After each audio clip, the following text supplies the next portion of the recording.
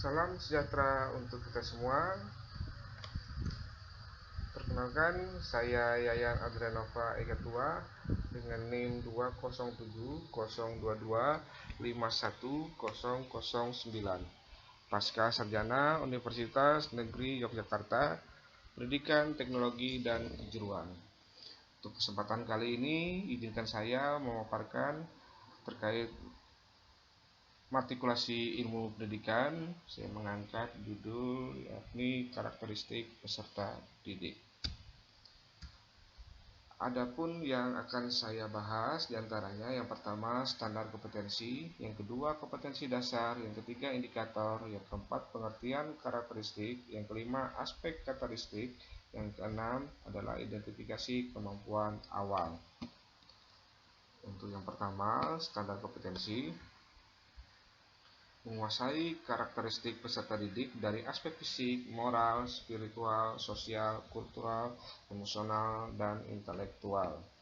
Selanjutnya, untuk kompetensi dasar, memahami karakter peserta didik yang berkaitan dengan fisik, intelektual, sosial, ekonomi, moral, spiritual, dan latar belakang budaya.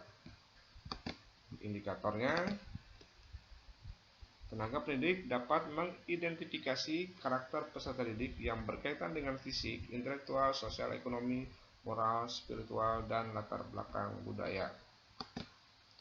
Untuk pembahasan yang pertama terkait tentang pengertian karakteristik peserta didik. Sebagaimana yang dikemukakan oleh Adana dalam Asri Budiningsih tahun 2017, karakteristik peserta didik adalah salah satu variabel dalam mendesain atau desain pembelajaran yang biasanya didefinisikan sebagai latar belakang pengalaman yang dimiliki oleh peserta didik, termasuk aspek-aspek lain yang ada pada diri mereka seperti kemampuan umum, ekspektasi terhadap pembelajaran, dan ciri-ciri jasmani serta emosional siswa yang memberikan dampak terhadap keefektifan belajar. Adapun aspek karakteristik dari peserta didik diantaranya, pertama dari fisik. Pertumbuhan fisik adalah perubahan-perubahan fisik yang terjadi dan merupakan gejala primer dalam pertumbuhan remaja. Perubahan-perubahan ini meliputi perubahan ukuran tubuh, perubahan proporsi tubuh, munculnya ciri-ciri kelamin utama primer dan ciri-ciri kelamin kedua sekunder. Selanjutnya yang kedua adalah intelektual. Intelijensi pada masa remaja tidak mudah diukur karena tidak mudah terlihat perubahan kecepatan perkembangan kemampuan tersebut. Perkembangan kognitif menurut Jean Piaget bisa kita lihat di sini. Yang pertama adalah sensori motor.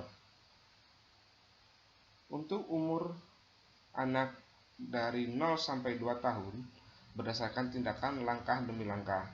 Bayi lahir dengan refleks bawaan, dimodifikasi dan digabungkan untuk membentuk tingkah laku yang telah lebih kompleks. Pada masa ini, anak belum mempunyai konsepsi tentang objek tetap, ia hanya mengetahui hal-hal yang ditangkap oleh inderanya.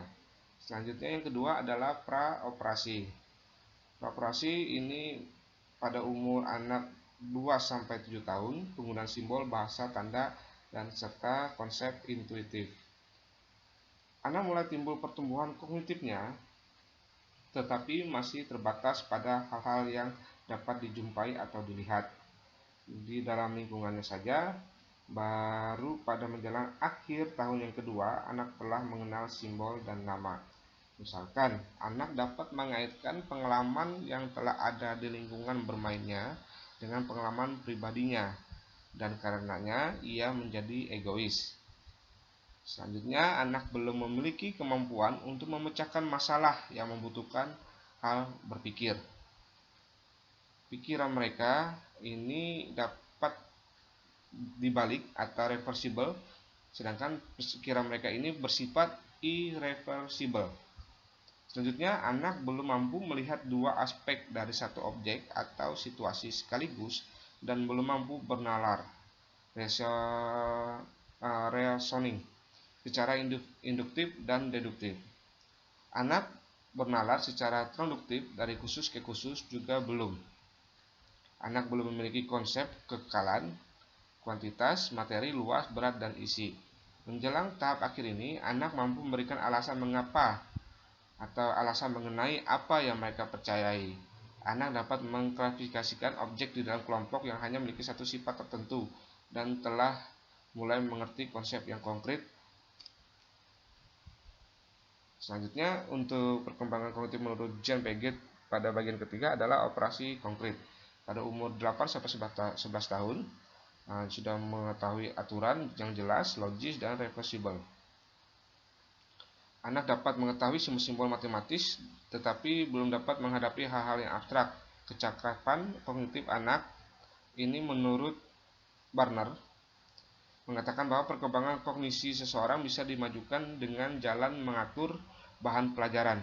Adapun faktor-faktor berpengaruh dalam perkembangan kognitif ada 4, yaitu lingkungan fisik, kematangan, pengaruh sosial, dan terakhir proses pengaturan diri serta yang disebut ekuilibrasi. Nah, pada proses pengaturan bukannya penambahan, pada faktor yang lain, alih-alih ekuilibrasi mengatur interaksi spesifik dari individu dengan lingkungan maupun pengalaman fisik, pengalaman sosial, dan perkembangan jasmani. Ekuilibrasi menyebabkan perkembangan kognitif berjalan secara terpadu dan tersusun dengan baik. Yang terakhir, operasi formal. Umur 11 tahun ke atas, anak tersebut sudah bisa menghipotesis, abstrak, deduktif dan induktif, logis, dan probabilitas. Aspek selanjutnya adalah aspek sosial. Kemampuan anak untuk berinteraksi dengan lingkungannya, sebagaimana anak tersebut memahami keadaan lingkungan dan mempengaruhi dalam perilaku baik kepada dirinya sendiri maupun kepada orang lain. Aspek sosial. Perkembangan sosial menurut Harlock di tahun 1998, kemampuan anak untuk berinteraksi dengan lingkungannya.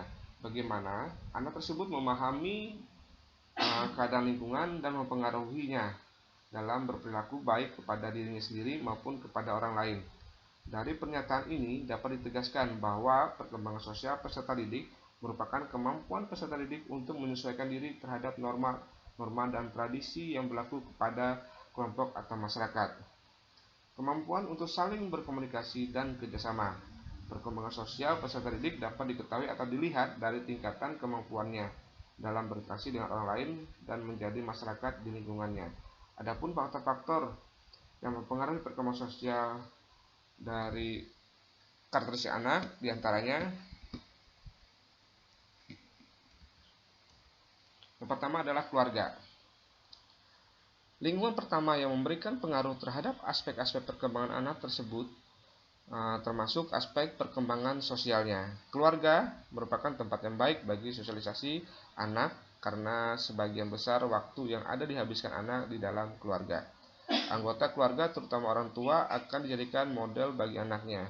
Oleh karena itu, orang tua perlu menerapkan pola asuh yang tepat kepada anaknya. Selanjutnya yang kedua adalah kematangan. Untuk dapat bersosialisasi dengan baik, diperlukan kematangan fisik dan psikis sehingga mampu mempertimbangkan proses sosial. Yang ketiga, pengaruh teman sebaya. Teman sebaya menjadi orang-orang yang penting dalam sosialisasi anak karena interaksi mereka membuat anak mengerti mengenai hubungan sosial yang lebih daripada hubungan dengan anggota keluarganya. Biasanya, pendapat teman sebaya sangat diperhatikan dan didengarkannya. Melalui teman sebaya, anak dapat belajar menyesuaikan diri dengan tuntutan sosial, membantu anak-anak mencapai kemandiriannya, dan juga konsep diri anak.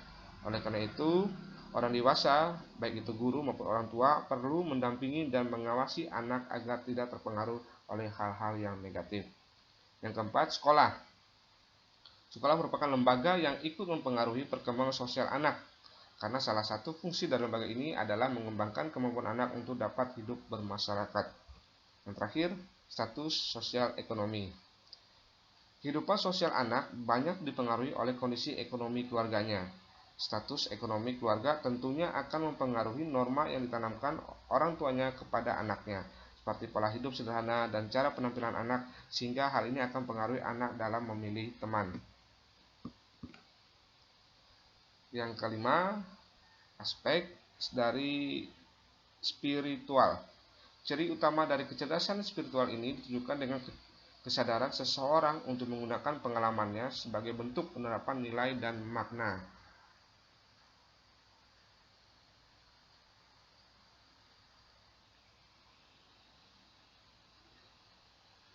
Ciri utama dari kecerdasan spiritual ini ditunjukkan dengan kesadaran seseorang untuk menggunakan pengalamannya sebagai bentuk penerapan nilai dan makna.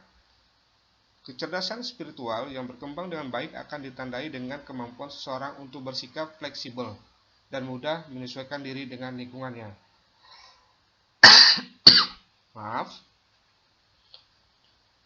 Memiliki tingkat kesadaran yang tinggi, mampu menghadapi penderitaan dan rasa sakit, mampu mengambil pelajaran yang berharga dari suatu kegagalan, mampu mewujudkan hidup sesuai dengan visi dan misi, mampu melihat keterkaitan antara berbagai hal, mandiri, serta pada akhirnya membuat seseorang mengerti akan makna hidupnya.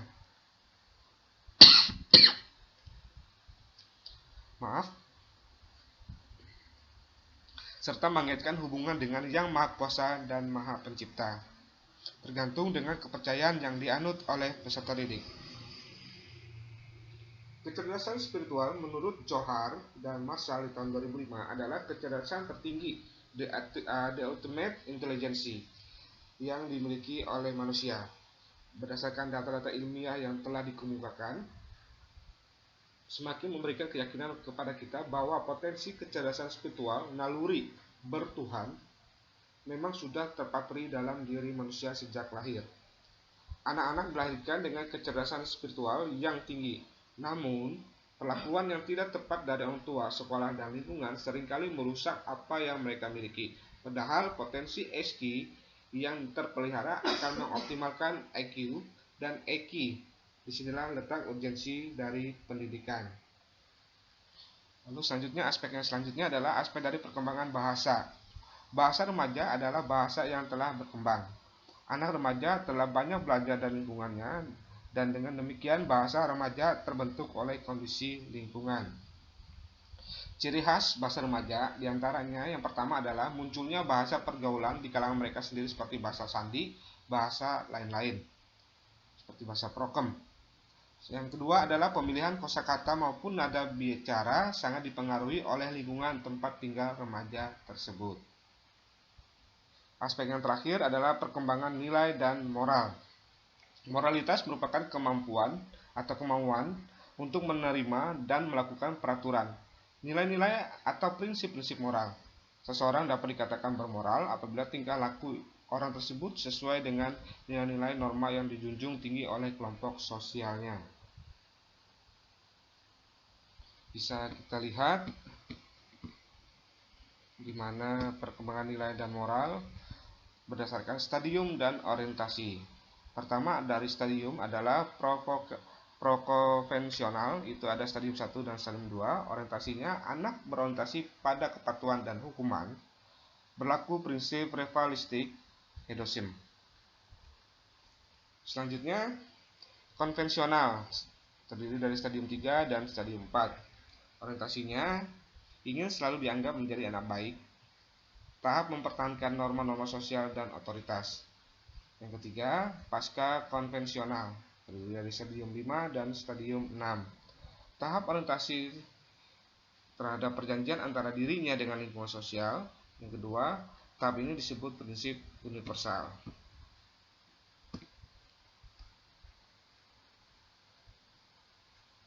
Penjelasan yang terakhir adalah identifikasi kemampuan awal. Kemampuan awal, entry behavior, adalah kemampuan yang diperoleh oleh siswa sebelum ia memperoleh kemampuan terminal tertentu yang baru. Kemampuan awal menunjukkan status pengetahuan dan keterampilan siswa sekarang untuk menuju ke status yang akan datang atau yang diinginkan oleh guru tercapai oleh siswa. Dengan kemampuan ini dapat ditentukan dari mana pengajar harus dimulai. Kemampuan terminal merupakan arah tujuan pengajaran diakhiri. Jadi, pengajaran berlangsung dari kemampuan awal sampai kemampuan terminal, itulah yang menjadi tanggung jawab si pengajar atau si pendidik. Lanjutannya, esensinya Tidak ada peserta didik di muka bumi ini yang benar-benar sama. Hal ini bermakna bahwa masing-masing peserta didik memiliki karakteristik tersendiri. Karakteristik peserta didik adalah totalitas kemampuan dan perilaku yang ada pada pribadi mereka, sebagaimana hasil dari interaksi antara pembawaan dengan lingkungan sosialnya, sehingga menentukan pola aktivitasnya dalam mewujudkan harapan dan meraih cita. Karena itu, upaya menghadapi perkembangan peserta didik harus dikaitkan atau disesuaikan dengan karakteristik siswa itu sendiri. Utamanya, pemahaman peserta didik bersifat individual, meskipun pemahaman atas karakteristik dominan mereka ketika berada di dalam kelompok juga menjadi hal yang lebih penting.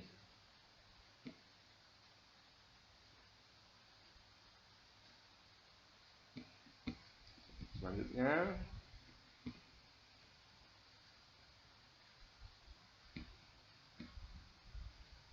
dari karakteristik peserta didik ini, bahwa kita sebagai tenaga pendidik wajib harus mengetahui terlebih dahulu karakteristik peserta didik yang kita ajarkan. Jika karakteristik atau metode yang kita gunakan tepat,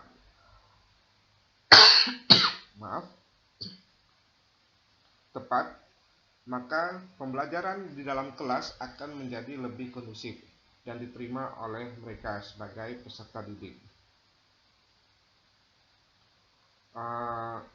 Untuk cara bagaimana teknik yang tepat untuk mengetahui kemampuan awal siswa, yaitu dengan menggunakan teknik tes. Teknik tes ini menggunakan tes prasyarat dan tes awal. Sebelum memasuki pelajaran, sebaiknya guru membuat tes prasyarat dan tes awal. Tes prasyarat adalah tes untuk mengetahui apakah siswa telah memiliki pengetahuan keterampilan yang diperlukan atau disyaratkan untuk mengikuti suatu pelajaran, sedangkan tes awal ataupun pretest adalah tes untuk mengetahui seberapa jauh siswa telah memiliki pengetahuan melalui pelajaran yang hendak diikuti. Menurut Benjamin S. Bloom, melalui beberapa eksperimen membuktikan bahwa untuk belajar yang bersifat kognitif, apabila pengetahuan atau kecakapan prasyarat ini tidak dipenuhi, maka betapapun kualitas pembelajaran tinggi, maka tidak akan menolong untuk memperoleh hasil belajar yang tinggi juga. Hasil-hasil pretest juga dapat berguna untuk mengetahui seberapa jauh pengetahuan yang dimiliki dan dijadikan sebagai perbandingan dengan hasil dicapai setelah mengikuti pelajaran. Jadi, kemampuan awal sangat diperlukan untuk menunjang pemahaman siswa sebelum memberi pengetahuan baru, karena kedua hal tersebut saling berhubungan. Jadi dapat saya simpulkan, dalam pengelolaan proses pembelajaran, guru harus memiliki kemampuan mendesain program, menguasai materi pelajaran, mampu menciptakan kondisi kelas yang kondusif, terampil memanfaatkan media dan memilih sumber, memahami cara atau metode yang digunakan sesuai kebutuhan dari karakteristik anak. Karakteristik peserta didik mempunyai peranan yang sangat penting dalam menentukan program dan strategi pembelajaran peserta didik dalam suatu kelas atau sekolah yang memiliki karakteristik yang berbeda-beda.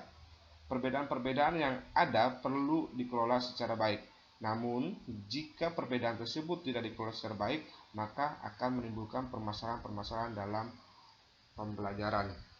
Jadi mungkin itu saja yang dapat saya sampaikan. Jika terdapat kekurangan, saya mohon maaf. Terima kasih.